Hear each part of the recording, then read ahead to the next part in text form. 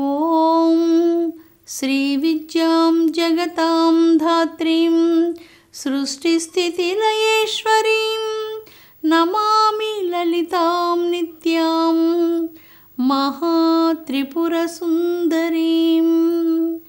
ఓం శ్రీమాత్రే నమః. ఓం శ్రీ లలితాంబికాయై నమః.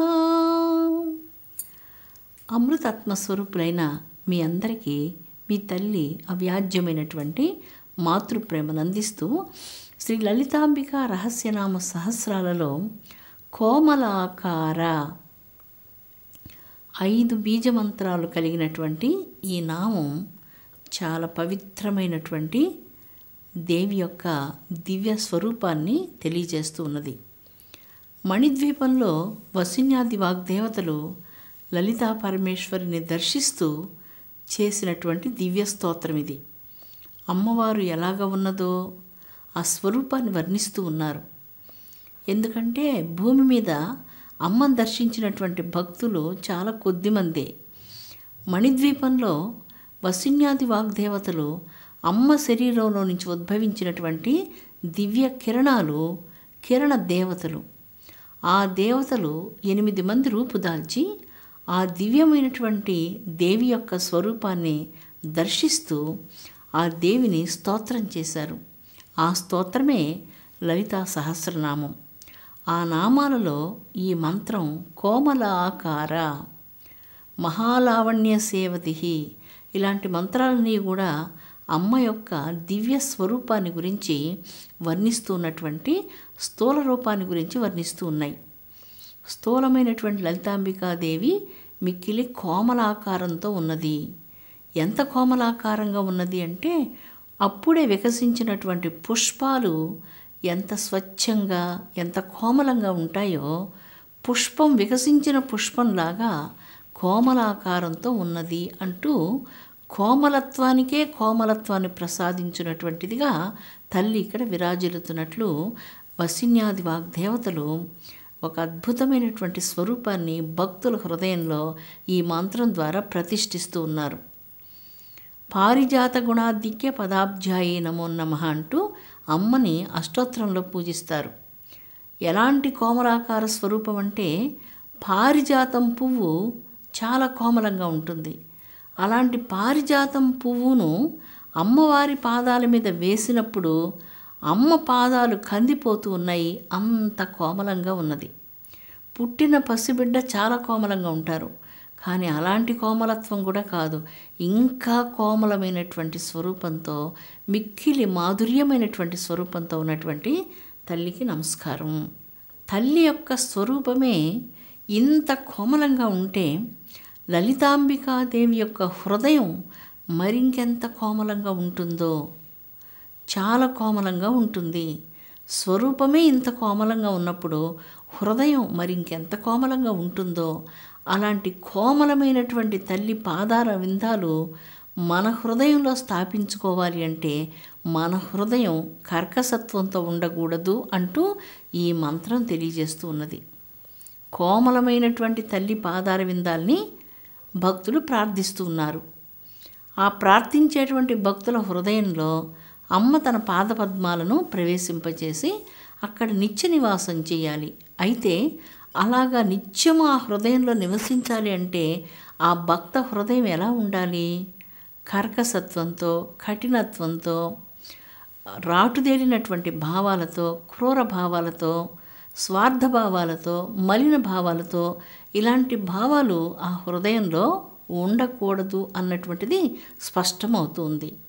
ఆ హృదయం స్వచ్ఛంగా, నిర్మలంగా, అప్పుడే విరిసినటువంటి తామర పువ్వులాగా ఉన్నప్పుడు దేవి యొక్క కోమలమైనటువంటి పాదాలు ఆ హృదయ పద్మంలో, అంటే భక్తుని యొక్క హృదయ పద్మంలో స్థాపించేందుకు తల్లికి చాలా సులభం అవుతుంది. లేనప్పుడు కరుకురాళ్ళులాగా ఉన్నటువంటి భావాలతో, కఠోరమైనటువంటి మనసుతో, ఇలాంటి అంతరంగంతో, కర్కశమైనటువంటి మనస్తత్వంతో ఉన్న మన హృదయంలో కన్నతల్లి కోమలాకార స్వరూపమైనటువంటి తల్లి పారిజాత పుష్పాలు తాకితేనే కందిపోయే కోమల స్వరూపమైనటువంటి తల్లి తన పాదపద్మాలను మన హృదయంలో ఎలాగ ఉంచగలదు? అందుకే హృదయ పద్మాన్ని పవిత్రీకరించుకోవాలి. ఇందుకు ఒక చక్కని దృష్టాంతంగా అర్జునుని యొక్క కథ మనకు జ్ఞాపకం వస్తుంది. ఒకనాడు అర్జునుడు కృష్ణ భగవానుని యొక్క వేణువునకు నమస్కరించాడు. ఓ పూజ్య వేణుమాత, నీకు నమస్కారము అంటూ ఆ కృష్ణ భగవానుని యొక్క దయకు కరుణకు పాత్రులం కావాలని మేమందరం ఎంతో ప్రయత్నం చేస్తూ ఉన్నాం. ఎంతోమంది భక్తులు, ఎంతోమంది ఆత్మీయులు, ఎంతోమంది ఆప్తులు, ఎంతోమంది ఋషులు ఎంతో ప్రయత్నం చేస్తూ ఉన్నారు. ఆయన దయకు పాత్రులం కావాలి, ఆయన కృపకు పాత్రులం కావాలి, ఆయన కరుణ కావాలి, ఎప్పుడు ఆయన దగ్గరే ఉండాలి అంటూ చాలా కోరుకుంటూ ఉంటాం. అయితే మా అందరికీ లభ్యం కానటువంటి దయ, కృప, కరుణ ఓ వేణుమాత నీకు లభించింది. దీనికి కారణం ఏంటి తల్లి అంటూ అర్జునుడు ఆ వేణుమాతను నమస్కరించి ఆ రహస్యం ఏంటో తెలియజేయమని కోరాడట. అప్పుడు ఆ వేణువు అర్జునుడితో, అర్జున, నేను నా అస్తిత్వాన్ని కోల్పోయి నన్ను నేను ఆ దేవదేవునికి సమర్పించుకున్నాను అంటూ బదులు పలికింది ఆ మోహన మురళి. తనంతట తాను సొంతగా స్వరాలు పలకదు, వాయించే స్వరం కోసం పూర్తిగా ఖాళీగా ఉంటుంది. ఇదే అద్భుత సూత్రం. ఈ సూత్రం పాటించి మానవ హృదయం ఎప్పుడైతే నిర్మలమవుతుందో, కోరికలకు రహితమవుతుందో, జగదంబ పాదార విందాల చెంత అలాంటి స్థానాన్ని సంపాదించుకోగలదు. నిరంతరము ఆ భగవంతుని సన్నిధానంలో ఈ మురళి ఎలాగ ఉన్నదో అంటే తనంతట తాను ఏదీ పలకదు. భగవంతుడు పలికించే స్వరముల కోసము నిరంతరం ఖాళీగా ఉంటుంది. చాలా 2 అద్భుతమైనటువంటి రహస్యాలను మురళీ మాత తెలియచేసింది. అందుచేతనే ఎప్పుడైతే తనకిష్టమైంది దైవం దగ్గర చేయడం కాదు, దైవానికి ఏది ఇష్టమై ఉంటుందో దానిని మనం చేయడం. నిరంతరం ఖాళీగా ఉండడం అంటే, ఖాళీగా ఉండడం అంటే నిర్మలమైనటువంటి అంతఃకరణంతో ఉండడం. కోమలమైనటువంటి పాదపద్మాలు తల్లి భక్తుని హృదయంలో ఉంచాలి అంటే అక్కడ కఠినత్వము, కర్కసత్వము ఉండకూడదు. ప్రాచీన కాలంలో కాత్యాయనుడు అనేటువంటి ఒక మహర్షి ఘోరంగా తపస్సు చేశారు. ఆయన తపస్సుకు లోకాలు తల్లడిల్లిపోయాయి. ఆ కాత్యాయన మహర్షి కోరిక అద్భుతమైనటువంటి కోరిక. అది సాధారణమైన కోరిక కాదు. సాక్షాత్తు జగన్మాత లలితా భవానీదేవి తనకు పుత్రికగా జన్మించాలని తపస్సు చేస్తూ ఉన్నారు. అందుచేతనే కాత్యాయన మహర్షి యొక్క తపస్సుకు లోకాలు తల్లడిల్లిపోతూ ఉన్నాయి. బ్రహ్మాండాల యొక్క గతులు మారుతూ ఉన్నాయి. చాలా విచిత్రమైనటువంటి గతులతో బ్రహ్మాండాలు తిరుగుతూ ఉన్నాయి. అంతటి ఘోర తపస్సును ఆచరించారు. ఆయన తపస్సును భంగం చేయాలని ఎన్నో రకాల ప్రయత్నాలు జరిగాయి. ఇంద్రుడు అనేక రకాలైనటువంటి ప్రలోభాలను చూపించి కాత్యాయన మహర్షి యొక్క తపస్సును భగ్నం చేసేందుకు అనేక ప్రయత్నాలు చేశారు. ఘోరాతి ఘోరమైనటువంటి పులులు ఆయన చుట్టూ చేరి భయంకరంగా గర్జించడం ప్రారంభించాయి.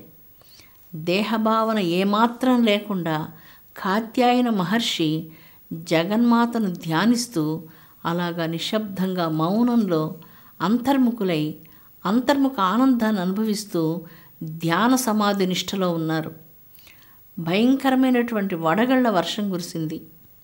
అంతేకాదు అగ్ని వర్షం కురిసింది.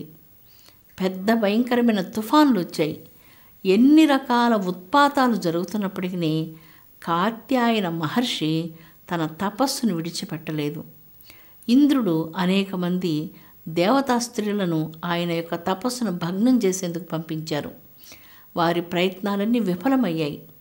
ఆ తర్వాత కాత్యాయన మహర్షి కోసం దేవేంద్రుడు స్వయంగా స్వర్గం నుంచి దిగి వచ్చి ఆ మహర్షిని స్వర్గానికి తీసుకుని వెళ్ళి ఆయన తపస్సుకు తగినంతటి ఫలితాన్ని, సుఖాలను ప్రసాదించాలనుకున్నప్పుడు కాత్యాయన మహర్షి చిరునవ్వుతో, ఆ సుఖాలు, ఆ భోగభాగ్యాలు నాకు అక్కర్లేదు, నేను తపస్సు చేస్తున్నటువంటి ఉద్దేశాన్ని వెరుగవు, ఇక్కడి నుంచి వెళ్ళవచ్చునంటూ ఇంద్రుని పంపించి వేస్తారు.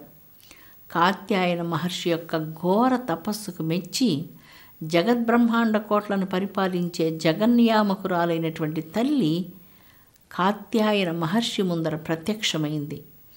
ఆ మహర్షి తన అభీష్టాన్ని జగన్మాతకు తెలియజేశారు. జగన్మాత తనకు సొంత పుత్రికగా జన్మించాలని కాత్యాయన మహర్షి తల్లిని ప్రార్థించారు. కాత్యాయన మహర్షి యొక్క కోరికను అనుసరించి అతనికి జగజ్జనని కుమార్తెగా జన్మించింది. అందుకే ఆమెకు కాత్యాయిని అన్నటువంటి నామం కలిగింది. కాత్యాయిని, కారుణ్యవర్షిణి, అఖిలాండేశ్వరి, కారుణ్యవర్షిణి ఆ పార్వతీదేవి, జగన్మాత, జగదంబిక, లలితా భవానీదేవి. అలాంటి కారుణ్యాన్ని వర్షించేటువంటిది లోకజనని. మహర్షులందరూ తీవ్రాతి తీవ్రమైనటువంటి భక్తితో జగన్మాతను వేడుకొని ఎన్ని రకాల మాయలు ఎన్ని వారి ముందర ప్రయోగించినా ఆ మాయలకు అతీతంగా సాధన చేసి వీటన్నిటినీ అధిగమించి మహర్షులు జగన్మాత యొక్క అద్భుతమైనటువంటి మహానుగ్రహానికి పాత్రులయ్యారు. జగదంబ యొక్క అనుగ్రహాన్ని పొందాలి అంటే మనస్సు కోరికల నుంచి రహితం కావాలి, చాలా పరిశుభ్రం కావాలి, పరిపక్వం కావాలి అని ఇక్కడ తెలియజేయబడుతుంది. నారాదితాసి విధినా వివిధోపచారై కింరూక్ష చింతనపరై నకృతం వచోభిః శ్యామే త్వమేవ మయకించన మయ్యనాథే దస్సే కృపాముచితమంబ పరం తదైవ. చాలా అద్భుతమైనటువంటిది ఈ చక్కని శ్లోకం. శంకరాచార్యులు వారు రచించినటువంటి దేవి అపరాధ స్తోత్రంలో మనకి చక్కని శ్లోకం వస్తుంది. అమ్మా, ఈ ప్రపంచంలో ఎంతోమంది మహాభక్తులు, మహాజ్ఞానులు శాస్త్రవిధిని అనుసరించి ఎన్నో రీతులుగా నిన్ను కొనియాడుతూ మంత్రజపాలు చేస్తూ యజ్ఞయాగాదులు చేస్తూ నిరంతరం నీ కోసం అనేక సాధనలు చేస్తూ నిన్ను సంతోషపెడుతూ ఉన్నారు. కానీ నేను ఏనాడు ఏ శాస్త్ర వివేచనాలు చేసి ఎరగను, ఏ విధమైన పూజలు నీకు చేసి ఎరగను, ఒక్కనాడైనా 2 చేతులు ఎత్తి నమస్కరించి ఎరుగను. అమ్మా, నేను అనాథను, నన్ను నీ పుత్రుడిగా మన్నింతువని చెప్పి నేను నమ్మి ఉన్నానమ్మా. ఎందుకంటే ఈ లోకంలో ఏ రోజైనా పండితులు, వేదమూర్తులు శాస్త్ర ప్రమాణాన్ని అనుసరించి దైవాన్ని గురించి మాట్లాడుకుంటుంటే ఒక్కనాడైనా అలాంటి మంచి మాట నేను మాట్లాడి ఎరుగను. శాస్త్రం గురించి నాకు అసలు ఏమీ తెలియదు, అలాంటి మాటలు మాట్లాడి ఎరుగను. పరుషవాక్యాలు అంటావా? ఆ పరుషవాక్యాలు నేను మాట్లాడినన్ని పరుషవాక్యాలు ఈ సృష్టిలో ఏ కుమారుడు కూడా మాట్లాడి ఉండడు. అన్ని పరుషవాక్యాలన్నీ నేను ఒక్కడనే మాట్లాడాను. తల్లి, కానీ నేను నీ పుత్రునమ్మా, నేను అనాథను, నాకు ఎవ్వరూ గతి లేరు తల్లి, నీవు తప్ప నాకు ఇంకెవరు గతి లేరు. అందువలన నా మీద నీ కృప చూపించమ్మా అంటూ ఈ చక్కని శ్లోకంలో అమ్మను ప్రార్థించారు. చాలా అద్భుతమైనటువంటిది ఈ శ్లోకం. కోమలాకార అన్నటువంటి మంత్రంలో, అమ్మా నువ్వు చాలా కోమలమైన తల్లివి, నీ హృదయం చాలా కోమలంగా సముద్రం ఏ విధంగా ఉప్పొంగుతూ ఉంటుందో దయతో, కరుణతో, ప్రేమతో, వాత్సల్యంతో జీవుల మీద నీ హృదయం సముద్ర తరంగాల్లాగా ఈ దయా తరంగాలు ఉప్పొంగుతూ ఉంటాయి. ఇన్ని అపరాధాలు కలిగిన పుత్రుని నేనొక్కడిని. ఏనాడు శాస్త్ర వివేచనం చేసి ఎరుగను, ఏనాడు పుణ్యకార్యాలు, దాన ధర్మాలు ఏవి ఎరుగను. కానీ పరుషవాక్యాలు నేను మాట్లాడినన్ని పరుషవాక్యాలు సృష్టిలో మరి ఎవరూ మాట్లాడి ఉండరు. నాకు గతి లేదు, ఏ విధమైన దిక్కులేనటువంటి వాణ్ణి, అనాథపుత్రుణ్ణి, నన్ను అనుగ్రహించమ్మా. అమ్మానని నేను పిలవడం తప్ప ఏ విధమైనటువంటి జ్ఞానం లేనటువంటి నన్ను దయ చూపించడానికి నీ కరుణకు నిజంగా చాలా పాత్రుడైనటువంటి వాడిని. ఎందుకంటే అనాథను గనుక, ఏ దిక్కు లేనటువంటి వాడిని కనుక నీవే దిక్కుగా నిలిచి నన్ను రక్షించమ్మా అంటూ శంకరాచార్యులు మానవులందరి తరఫున ఈ చక్కని కమనీయమైనటువంటి ప్రార్థన ఎలాగ చెయ్యాలో మానవులకు నేర్పించారు. అమృతాత్మస్వరూపులారా, అమ్మ హృదయం మరింత కోమలమైంది, మరింత చల్లనైనటువంటిది, మరింత మెత్తనైనటువంటిది, దయతో నిండినటువంటిది. అలాంటి చల్లని దయతో ప్రేమతో నిండిన హృదయం కలిగినటువంటి జన్మకోట్ల కన్న తల్లి అయినటువంటి లలితా భవానీదేవి మానవ కోట్ల అపరాధాలన్నిటినీ మన్నించి వారికి దారి చూపించి సన్మార్గగాములుగా వనరించి జీవితాన్ని జాజ్వల్యమానమైనటువంటి శాంతి యందు నింపివేయునుగాక. గొప్పదైనటువంటి శక్తితో వారి అంతరంగాలను నింపివేయునుగాక. జగన్మాత కరుణ అందరి మీద అనంతమైనటువంటి సముద్రంలాగా నిరంతరం ఉప్పొంగునుగాక. విశ్వశాంతి వర్ధిల్లునుగాక.